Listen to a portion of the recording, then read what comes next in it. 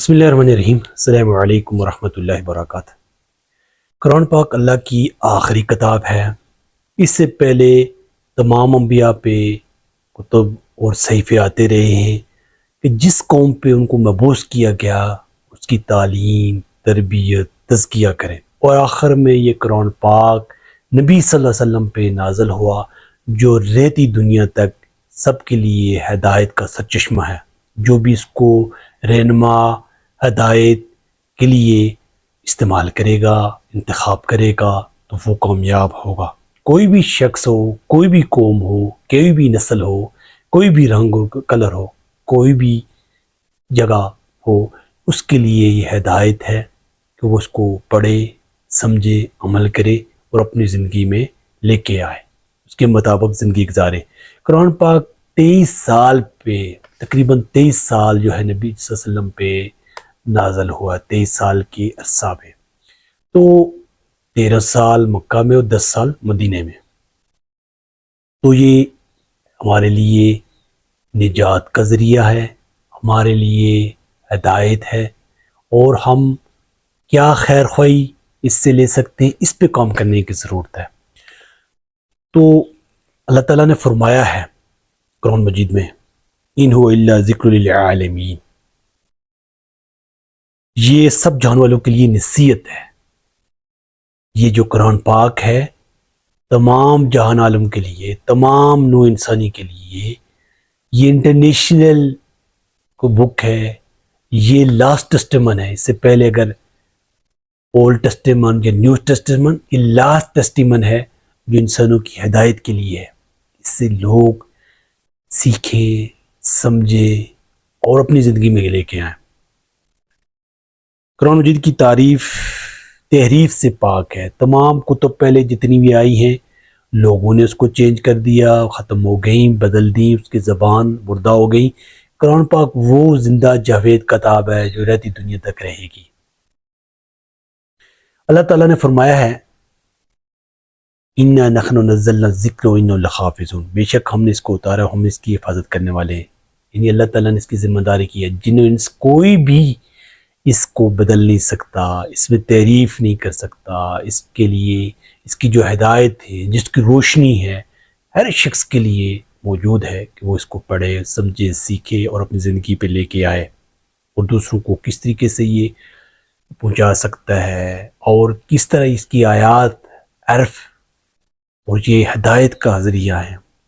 قرآن مجید اللہ تعالیٰ کی وہ کتاب ہے جو نبی صلی اللہ علیہ وسلم کی ہر آیت اس کا معجزہ ہے، نبی صلی اللہ علیہ وسلم پہ اتارا گیا، اور اس میں یہ ہے کہ قرآن مجید میں کوئی تحریف نہیں کر سکتا، کوئی آگے پیچھے اوپر سے کوئی اس میں نہیں آ سکتی چیز۔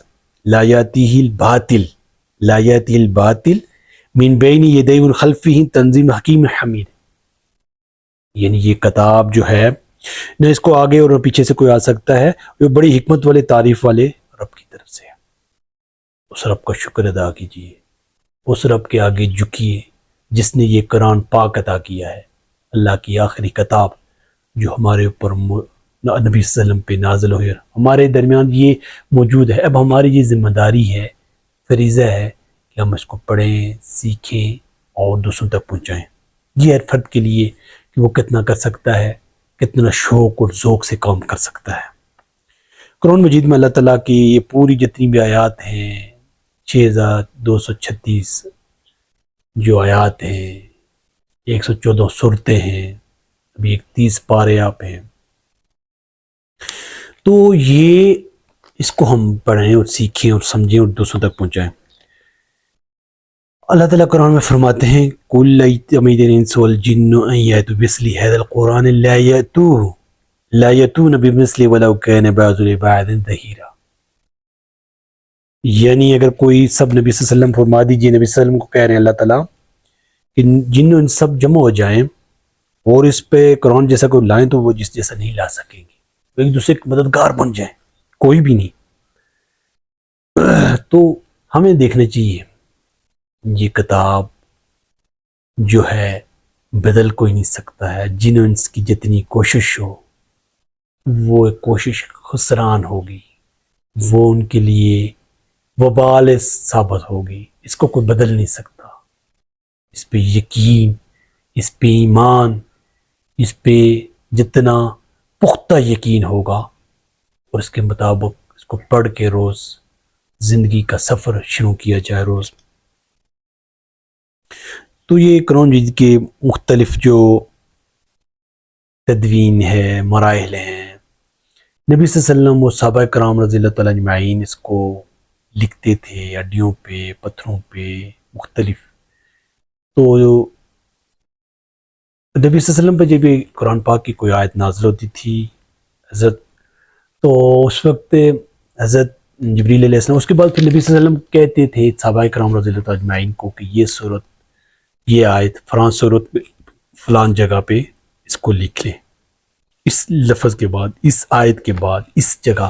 تو نبی صلی اللہ علیہ وسلم نے اس طرح پورے قرآن کی تدوین اور پوری طرح اسی طرح حرف بحرف صورت اور ہر اسی طرح الف لام میم سے والناس تک پوری طرح اسی طرح نبی صلی اللہ علیہ وسلم نے خود اس کو لکھوایا مختلف جگہوں پہ. اس وقت یہ بکس نہیں تھیں، پیپر نہیں تھا، کوئی اور سافٹ ویئر نہیں تھے کہ وہاں پہ. کس مشقت سے انہوں نے لکھا ہے اور کس طریقے سے محفوظ کیا ہے آپ اندازہ کریں. ایک تو یہ جمع کیا ہے، اس کو یاد ہو جاتا ہے. یہ کتاب کوئی بھی اتنی بڑی زخیم کتاب کوئی یاد کر سکتا ہے؟ نہیں یاد کر سکتا. قرآن پاک کی یہ ایک اعجاز ہے، اللہ تعالیٰ کی خصوصیت ہے، بڑا کرم ہے. کتنی بڑی زخیم کتاب یاد ہو جاتی ہے، ایک دو نہیں، سب لاکھوں کروڑوں لوگوں کے سینے میں پوری کی پوری. اور ہر بندے کو تو آتی ہے، کتنی صورتیں آتی ہیں، کتنے الفاظ یاد ہیں، کتنے بڑی جو ہے نا. تو یہ بہت بڑی اللہ کی طرف سے حفاظت کا ذمہ ہے. اِنَّا نَحْنُ نَزَّلْنَا الذِّكْرَ وَإِنَّا لَحَافِظُونَ. اللہ تعالیٰ نے اس کو اتارا، اس کی حفاظت کرنے والے ہیں تحریری طور پہ، پھر نماز میں پھر اس کو جو ہے حفظ کیا ہے. تو پھر جب جنگ یمامہ میں صحابہ کرام رضی اللہ تعالیٰ اجمعین کی بہت بڑی تعداد شہید ہو گئی، تو اس وقت پھر جب حضرت ابو صدیق کا دور تھا تو سب نے حضرت ابو صدیق سے کہا کہ ان کو ابھی تو صحابہ کرام شہید ہو رہے ہیں، تو یہ کہ قرآن اس طرح اٹھنا نہ جائے.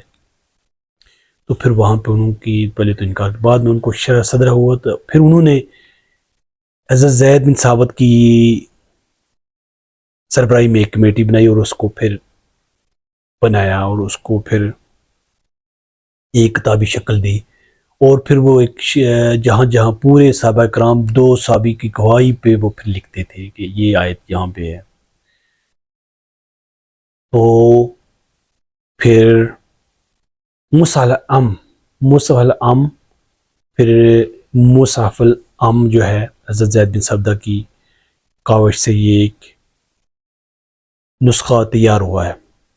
اور بعد میں پھر جب مختلف حضرت عثمان کے دور میں مختلف جنگیں ہوئی ہیں اور مختلف جگہوں پہ 7 قرات پہ نازل ہوا تھا، تو پھر وہاں پہ اختلاف شروع ہوا. تو پھر مصحف الام کی بنیاد پہ پھر انہوں نے ایک مصحف تیار کیا قرات کی بنیاد پہ، الفاظ کی بنیاد پہ نہیں، قرات کا کس طرح پڑھا جاتا. پھر انہوں نے قریش کی بنیاد بنایا اور قریش کی بنیاد پہ جو آج قرآن ہمارے پاس موجود ہے وہ پھر مختلف 7 نسخے تیار کیے اور مختلف جگہوں پہ دیے اور اس کو پھر ارشاد کی. تو اسی لیے جامع القرآن بھی حضرت عثمان کو کہا جاتا ہے. حضرت عثمان نے اس پہ کام کیا ہے، اللہ تعالیٰ ان کو رحمتیں برکتیں، اور جنہوں نے دین کی سربلندی کے لیے کام کیا وہ ذات مہربان ہے. تو یہ چیزیں ہمیں دیکھنے کی ہیں کہ ہم کس طریقے سے کام کر سکتے ہیں، آگے بڑھ سکتے ہیں. قرآن کو ہم اوڑھنا بچھانا بنائیں، بار بار پڑھیں، یاد کریں، حفظ کریں، بچوں کو سکھائیں، اور الف لام میم سے والناس تک پڑھیں اور پھر دوبارہ پڑھیں. اور یہ پرانا نہیں ہوتا، اس کو پڑھ کے ایک دفعہ اتائٹ نہیں ہوتی پھر آپ پڑھتے ہیں.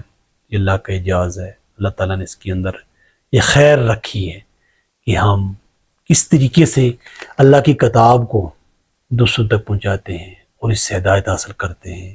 یہ کام انسان کے لیے پھر کواریت سے بچ کے صرف مسلمان ہو کے ہم سوچیں اور مسلمان ہو کے پڑھیں، جو بھی ہو پھر کواریت سے بچیں گے، صرف اسلام کی سربلندی کے لیے کام کریں گے.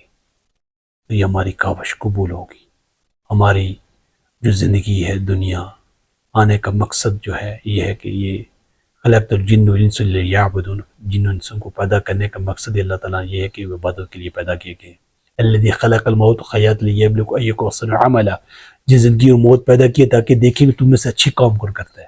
تو اچھی کام کرنے کے لیے ہم کریں ایمان، عمل صالح، حق بات کی تلقین، حق بات پہ صبر.